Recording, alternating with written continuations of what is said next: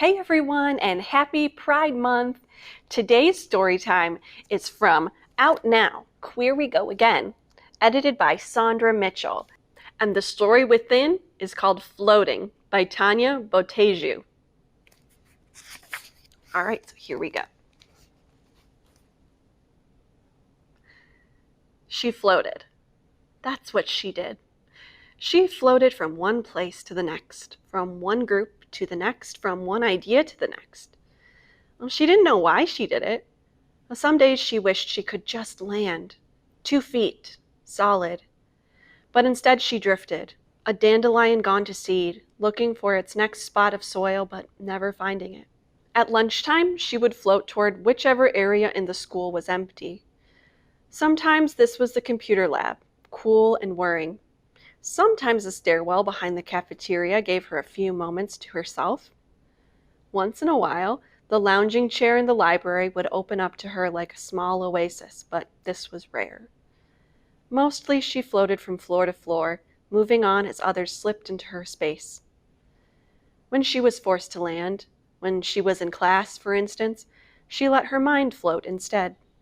Through the windows, into the clouds, beneath the teacher's desk amongst the dust bunnies, sometimes along the books lining the back shelf, dropping into the cygnets and the penguins, never resting, just tiptoeing in and out of the pages.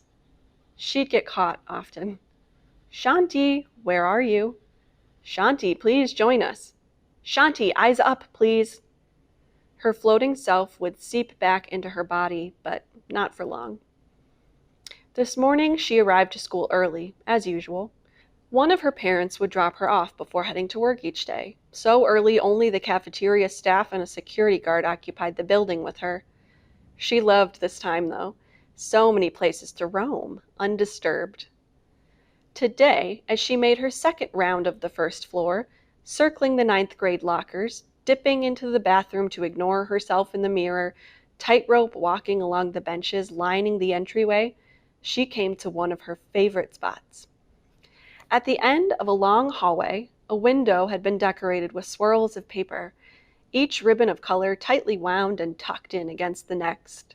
A mass of the spirals bunched at the bottom and gradually sloped upwards along one side of the window pane, as though climbing each other to escape through the top corner, but never quite making it.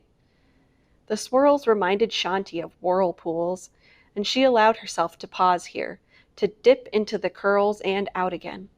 She wished she had been the one to create the maze of looping paper, but that would have required staying in one place for far too long. She couldn't imagine winding each long strip one by one, then building the creeping pattern in front of her. But someone had been able to. She envied them. "Like them?" a girl asked. She sat with her legs folded beneath her, on a bench Shanti had been balancing on only minutes before. Where had she come from? Shanti recognized her, of course. The school wasn't that big. The girl was in the 10th grade. Shanti was in the 9th. The girl played sports, made pottery, had friends. These few things Shanti knew. What she didn't know was why she was here, so early, so close, in the middle of her floating path. And her name. She didn't know her name. Shanti looked back at the swirling art, feeling mildly irritated, but also like she owed the art something. "I like where my mind goes when I'm here." "Where does it go?" Shanti looked back at the girl whose face was serious, a slight frown, no hint of a smile. "It goes into the curves." How dumb she must sound. How weird. "I mean, it slips in for a rest," she said, making it worse. The girl's frown remained, but she smiled now. "Come sit here. Tell me more." This was troubling. How could she sit here with this girl? But the girl shuffled her bum back a bit, making room for Shanti. "I can't. I have to." After a few seconds, the girl asked, "Have to what?"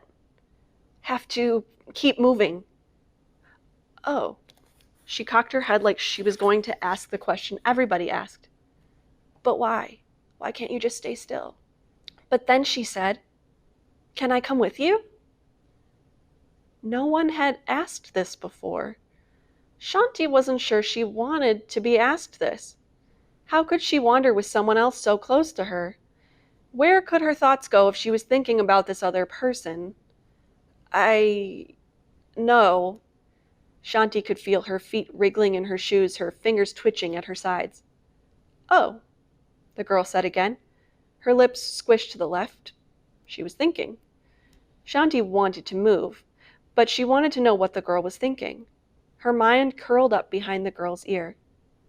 Who are you? She asked, before she could stop herself. The girl laughed. Essie. You're Shanti, right? Essie knew her name?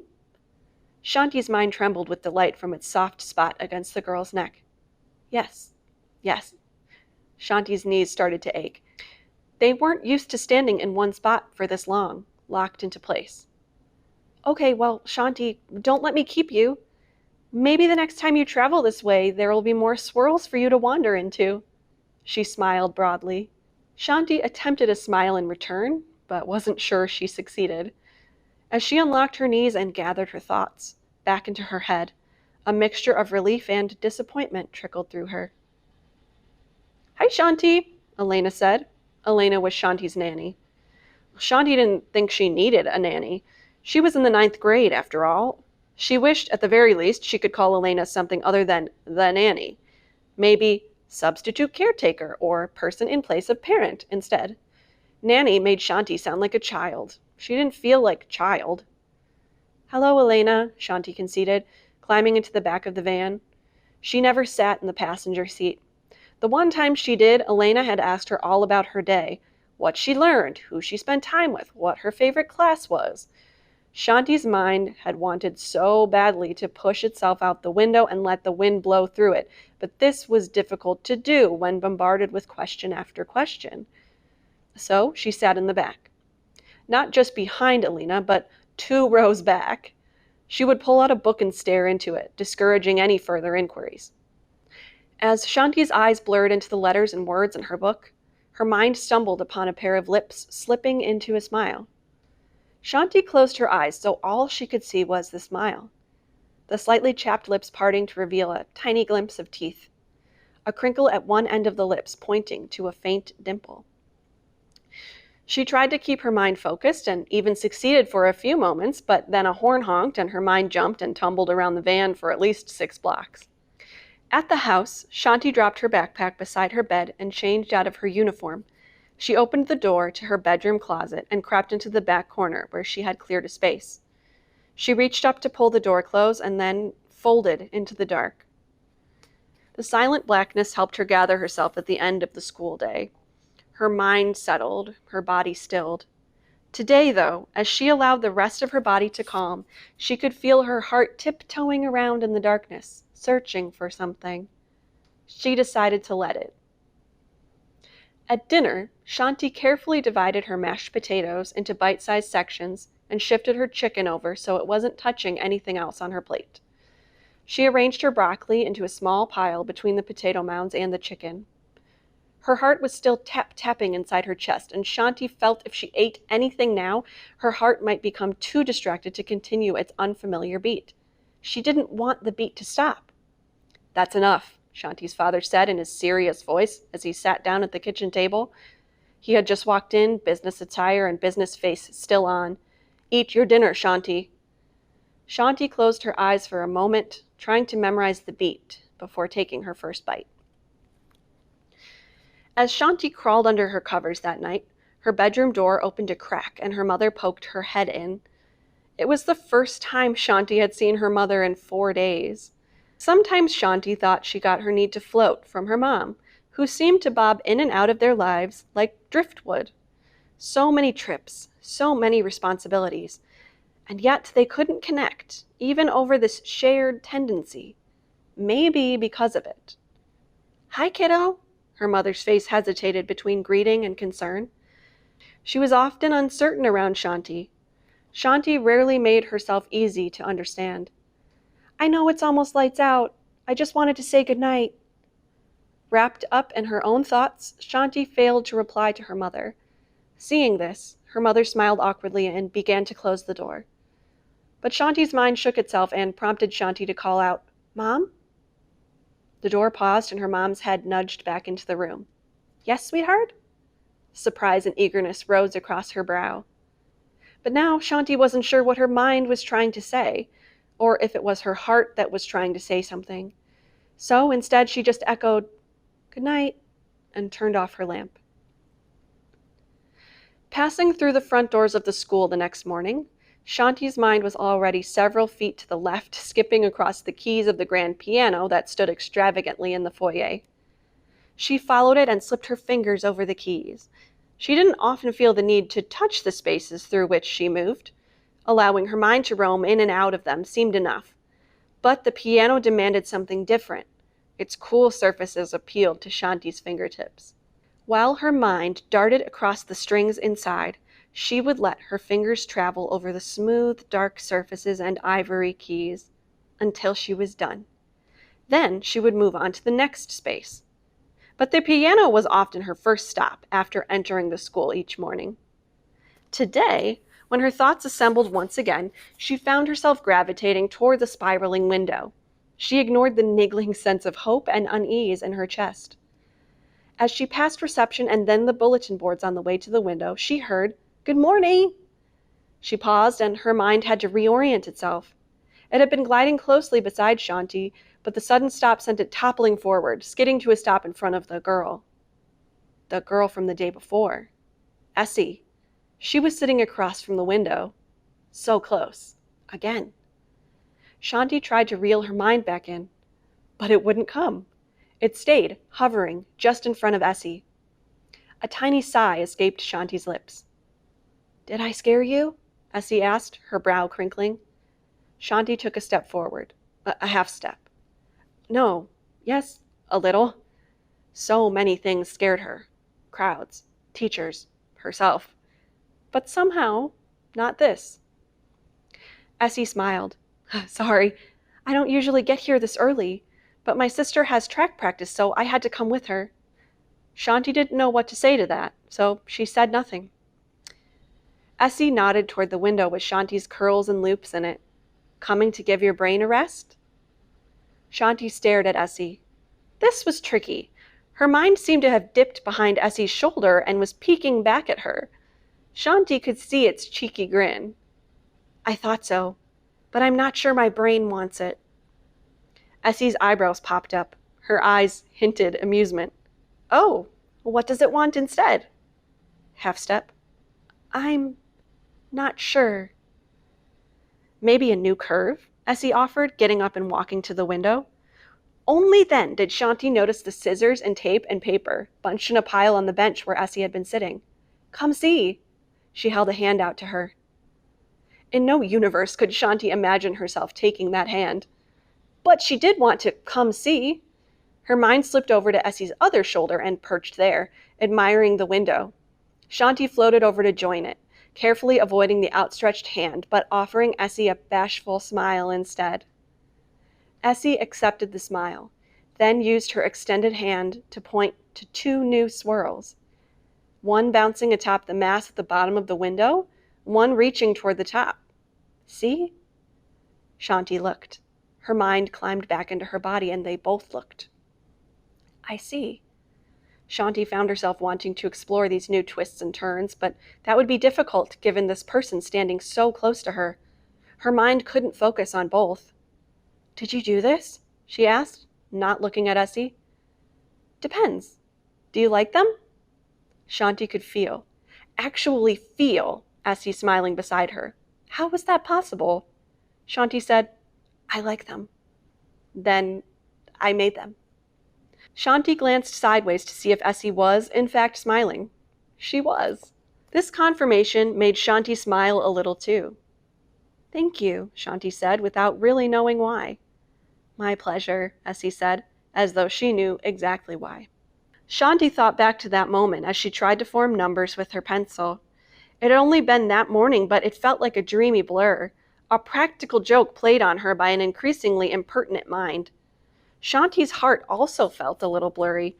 Her close physical proximity to Essie had created something like comfort and confusion, both a rest and an invitation to move, to float.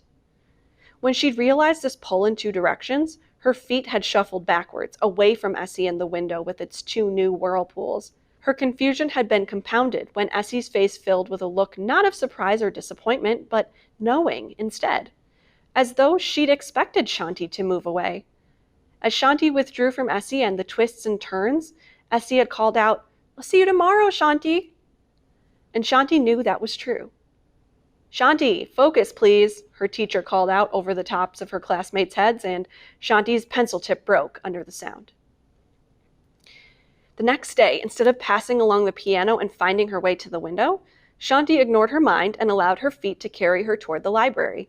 It wouldn't be open yet, but a space in front of the entrance had been furnished with a bookcase and 2 chairs, a kettle and a box of tea.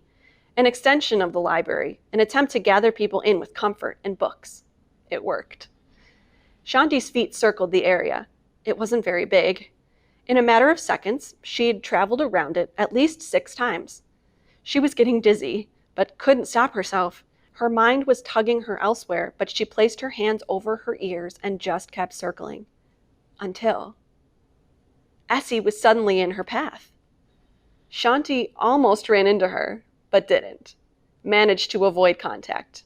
Barely. "Sorry," Essie said, almost bashfully. "For?" Shanti knew for what, but wanted to know if Essie knew.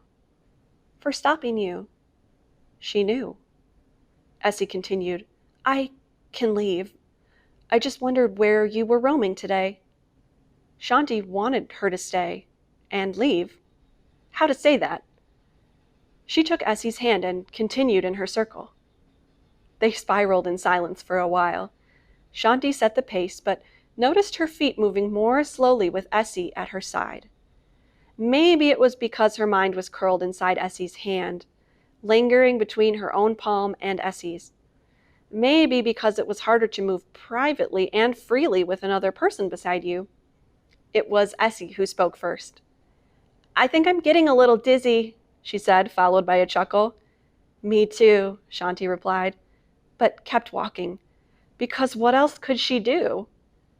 "Could we walk elsewhere? I'll go wherever you lead me."